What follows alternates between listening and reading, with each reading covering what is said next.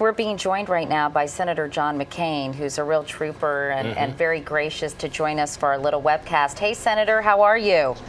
Hi, Katie. How are you? Who's that old man with you?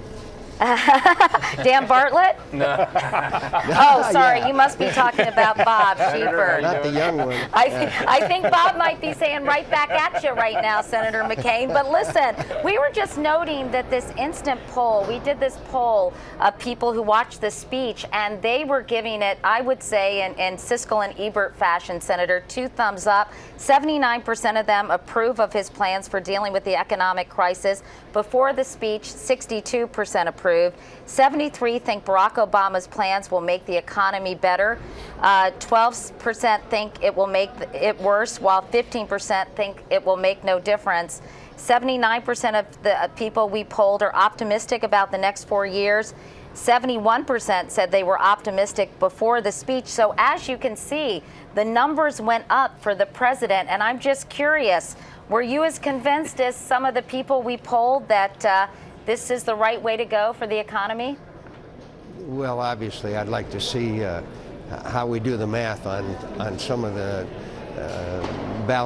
budget balancing and other aspects of it. But let me say, the president gave a very effective speech. I think it was a balance between the size and enormity of the challenges we face, but also an expression of hope and confidence that America will get through this. And I think that his delivery and the theme of his speech was excellent. Now, I don't know where Social Security reform was. I these spending programs and still have cut spending to the point where you can cut the deficit in half. And by the way, that would be down to only over $600 billion. But I think the president is a very effective communicator. He did an effective job tonight. Now I'd like to know how we're going to implement it. That's my job. But are you more favorably disposed, Senator McCain, than you were before the speech? I mean, did he convince you at all to sort of inch towards his policies? Well, I am motivated more, as I was before the speech, to sit down, for example, tomorrow and work with the administration on health care reform. He makes a compelling case that we have to work together, reform health care in America, because of the enormity of the impact that it has on all of America in every way. But when he says that there's no earmarks, I just picked up a bill that we're going to take up tomorrow that has 9,247 earmarks in it in the omnibus appropriations bill. So what am I supposed to believe here? And, well, he hasn't signed that bill yet, has he? Of course, yeah, it's over in the Senate and the House. He has given no indication that he's going to veto it. Otherwise, he would have told him to have it earmark free. He said. But in fairness, Senator McCain. He said, in all due respect, Katie, he said that the earmark bill had no earmarks in it. Technically, that is true. In actuality, it had billions of dollars of earmarks in it. You mean the stimulus package? Yeah, the stimulus bill. Yeah, it had billions of dollars. Technically, it didn't have earmarks in it, but actually, it had tens of billions of dollars of earmarks in it.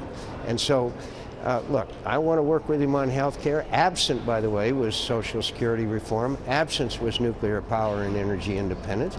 But I also want to emphasize, I thought it was a very effective speech. He's a great communicator, and it was a good moment, I hope, to lesson for all of us to work together in a bipartisan fashion. That's what Americans want. You know, we have a question, Senator McCain, from Twitter, and a guy named Rudy asks, or Rudis, I can't quite figure out his name, sorry about that.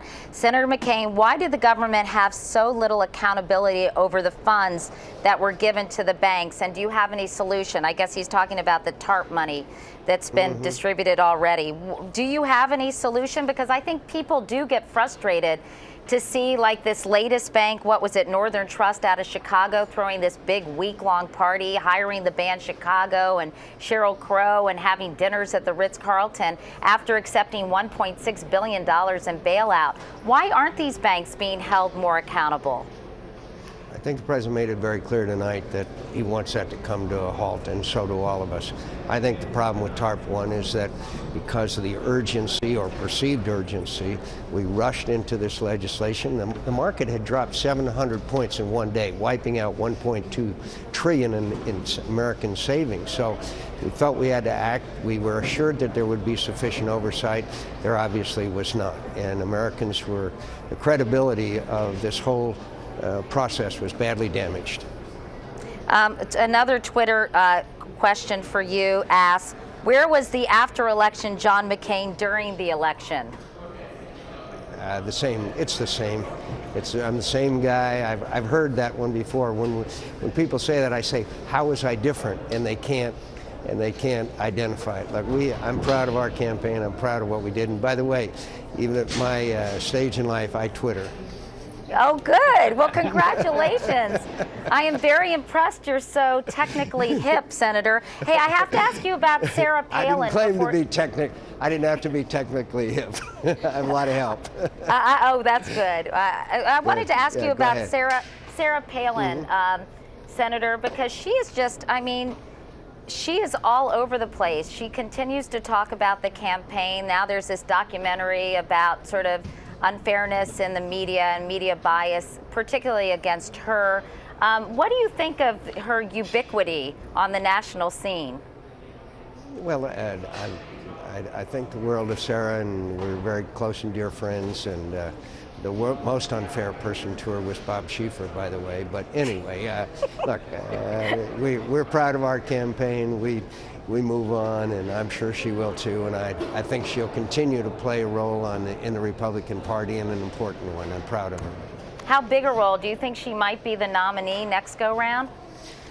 I think it's very early yet. I think she plays a big role. I think she energized our party, which I very much appreciate, and so we'll see. But I think the world of her and her family. Well, since you've been taking shots at Bob Schieffer, I got to give him an opportunity to take a shot at you before you go. Anything you'd like to say to the fine senator from Arizona? Just for the record, I would like it known that the senator and I are the same age. There you go, touche. And I'd also like it known that probably the most fair and objective journalist that I've known in television is Bob Schieffer. Oh. Well, you know, I hate to interrupt this love fest, gentlemen. You're going to ruin my reputation here, Senator. Anyways, hey, Senator McCain, thanks so much for coming by and talking to us on our webcast. We really appreciate it. I enjoyed it, Katie, and congratulations on your success as well. Oh, thank you. Well, you'll have to explain that to me at some point, but thank you very much, Senator McCain.